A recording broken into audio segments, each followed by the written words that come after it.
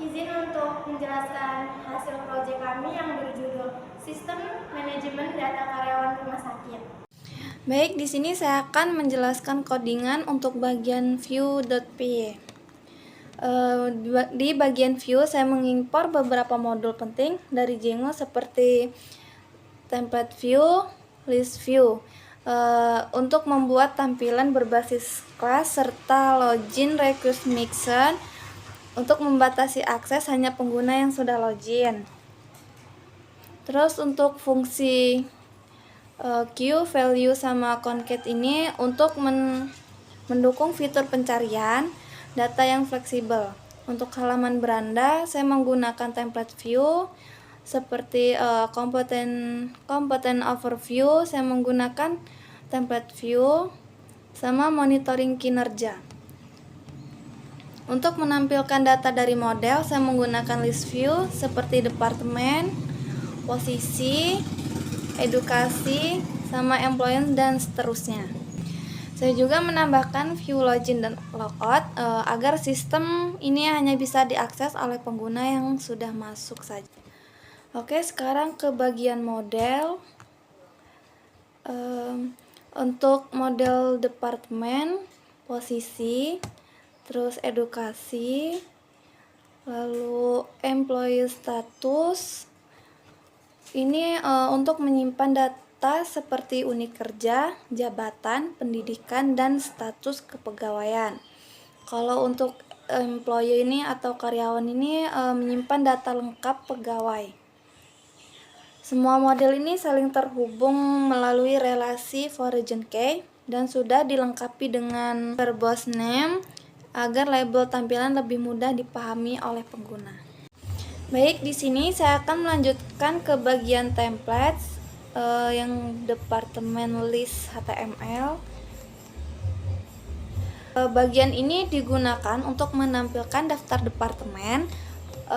File ini mewarisi struktur utama, yaitu dari layout HTML, dan keseluruhan kontennya ini ditulis di dalam blok konten ini. Terus judulnya ini ditampilkan di tengah. Terus untuk from pencariannya ini menggunakan search from HTML. Terus datanya ini ditampilkan secara baik. Selanjutnya ke bagian sertifikasi. Nah, sertifikasi ini sama aja seperti departemen tadi. Untuk menampilkan daftar sertifikasinya ini menggunakan ini layout HTML. Terus untuk yang ditulis ini dalam bentuk blok konten. Lalu untuk pencariannya memakai search from HTML. Lalu data ditampilkan secara berulang, yaitu untuk bagian for create in certification ini gunanya untuk menampilkan nama sertifikasi, terus nama pegawai, tanggal terbit, terus sama tanggal kadaluarsanya. Employee history. File ini menggunakan layout HTML. Lalu bagian judul halaman diatur dengan blok title. Terus untuk menampilkan judul halaman, terus from pencarian, dan data riwayat jabatan ini ditampilkan menggunakan for history in histories. Lalu setiap kotak ini berisi nama pegawai, lalu posisi yang pernah dijabat, serta tanggal mulai dan selesai. Jika ada tanggal yang kosong, akan ditampilkan teks sekarang menggunakan default. Lalu jika datanya kosong, akan ditampilkan teks sekarang menggunakan default. Jika data kosong, akan ditampilkan teks tidak ada data riwayat jabatan. Oke, selanjutnya ke bagian employee list HTML. Ini sama saja, file ini menggunakan layout HTML dan bagian judulnya ini menggunakan blok title. Di dalam blok konten ini, data karyawan ditampilkan menggunakan perulangan, yaitu for employer in employees. Dan di dalam kotaknya itu akan menampilkan foto karyawannya, nama depan, nama belakang, tanggal lahir, alamat, terus nomor telepon, email, posisi, departemen, pendidikan, dan status pekerjaan. Lalu ada tanggal bergabung juga sama tanggal habis kontraknya. Lalu untuk mencari ini karyawan menggunakan search from HTML. Selanjutnya ke bagian employee skill. Ini sama aja menggunakan layout HTML dan menggunakan blok konten. Untuk menampilkan data keahlian karyawan menggunakan for as in employee skill. Nah, dalam kotaknya itu berisi nama pegawai, skill, dan tingkat kemampuannya. From pencariannya menggunakan search from HTML agar memudahkan pengguna untuk mencari data keahlian karyawan. Selanjutnya ke bagian employment status. Di template file ini untuk menampilkan status karyawan seperti tetap atau kontrak, lalu datanya ditampilkan menggunakan perulangan, yaitu for status in statuses. Ini muat status dan deskripsinya. Lalu untuk bagian search from HTML ini digunakan untuk memudahkan pengguna untuk mencari status. Baik, selanjutnya ke bagian home HTML.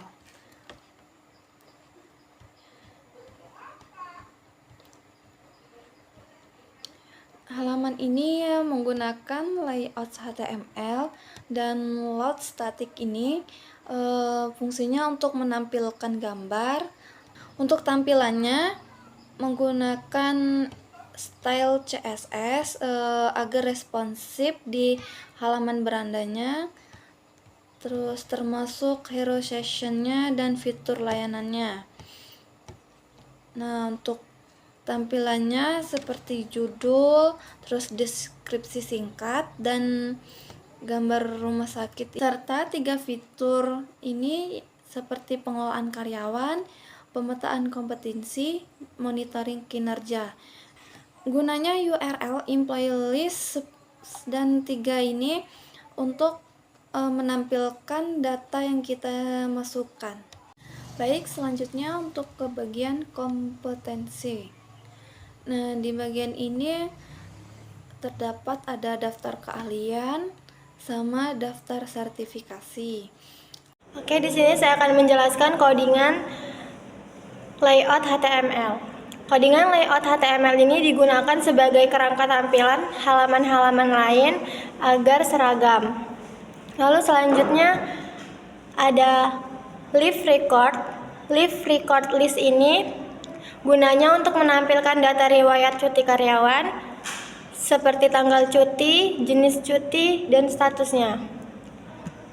Lalu pada codingan bagian login, ada login list. Ini gunanya berisi daftar log, aktivitas login karyawan. Ini gunanya untuk melihat waktu dan akun yang masuk ke sistem. Lalu untuk logout, gunanya untuk menampilkan riwayat logout. Dari sistem ini digunakan untuk memantau waktu keluar pengguna. Selanjutnya ada monitoring kinerja. Codingan ini digunakan untuk memantau dan menampilkan performa atau kinerja karyawan berdasarkan data tertentu. Lalu ada position. Di sini posisi berisi daftar jabatan atau posisi dalam perusahaan seperti nama jabatan, dan deskripsinya. Lalu ada search from HTML. Ini gunanya formulir pencarian data karyawan, informasi tertentu di sistem, gunanya untuk memudahkan pengguna. Lalu ada skill list HTML. Ini menampilkan daftar keahlian karyawan, digunakan untuk mengelola dan mengetahui kompetensi tiap orang. Baik, di sini saya akan menjelaskan fitur-fitur sistem manajemen data karyawan rumah sakit. Yang pertama, login.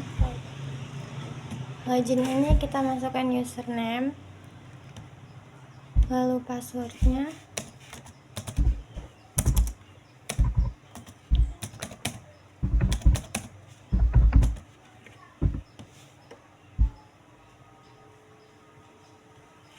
Ini udah masuk ke tampilan awal.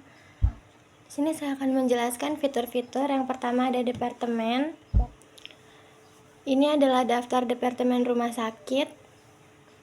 Ada administrasi umum, gunanya untuk mengelola kegiatan administrasi. Lalu di sini ada anak, bedah umum. Selanjutnya untuk posisi. Daftar posisi ini menunjukkan posisi karyawan. Contohnya ada di bagian keuangan, petugas rekam medis, resepsionis, staf administrasi, tata usaha, dan lain-lain. Lalu selanjutnya ada pendidikan. Pendidikan ini adalah bidang studi dari masing-masing karyawan. Contohnya seperti bidang terakhir karyawan, yaitu dari pendidikan mana, dan bidang terakhirnya yaitu S1 D3. Lalu untuk status karyawan di sini ada kontrak dan juga ada yang tetap. Lalu di bagian karyawan ini adalah biodata karyawan, biodata lengkap dari seluruh karyawan, seluruh data karyawan manajemen di rumah sakit. Untuk riwayat karyawan di sini adalah biodata juga, nama-nama karyawan. Selanjutnya untuk daftar keahlian. Daftar keahlian ini, keahlian bidang karyawan itu apa saja? Contohnya dia ahli di bidang administrasi umum, asuhan keperawatan anak, atau asuhan keperawatan lansia. Nah, lalu selanjutnya ada keahlian karyawan.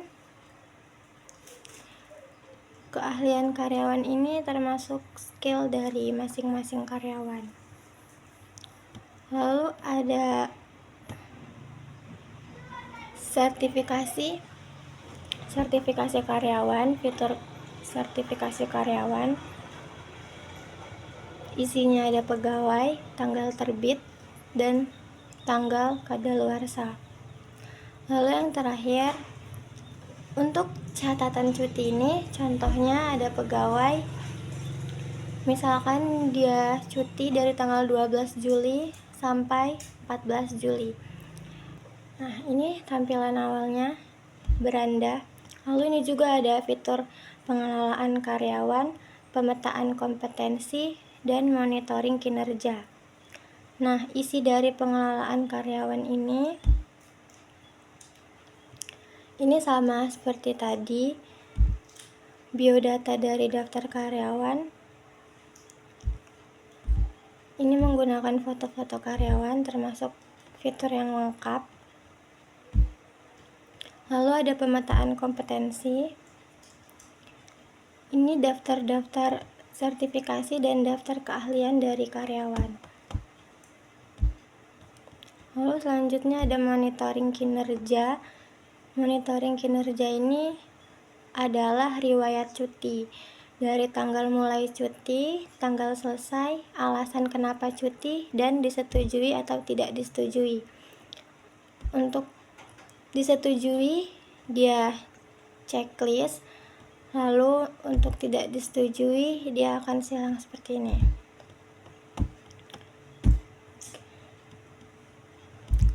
Baik, itu saja fitur-fitur dari sistem manajemen data karyawan di rumah sakit. Terima kasih. Nah, untuk kesimpulannya, jadi itulah penjelasan dari aplikasi kami, mulai dari fitur-fitur, penjelasan, coding, sampai proses pembagian tugas. Dengan dibuatnya aplikasi ini, kami belajar banyak tentang PBO dan bagaimana mengerjakan proyek secara tim. Semoga aplikasi ini bisa bermanfaat dan terima kasih sudah menyaksikan. Terima kasih. Wassalamualaikum warahmatullahi wabarakatuh.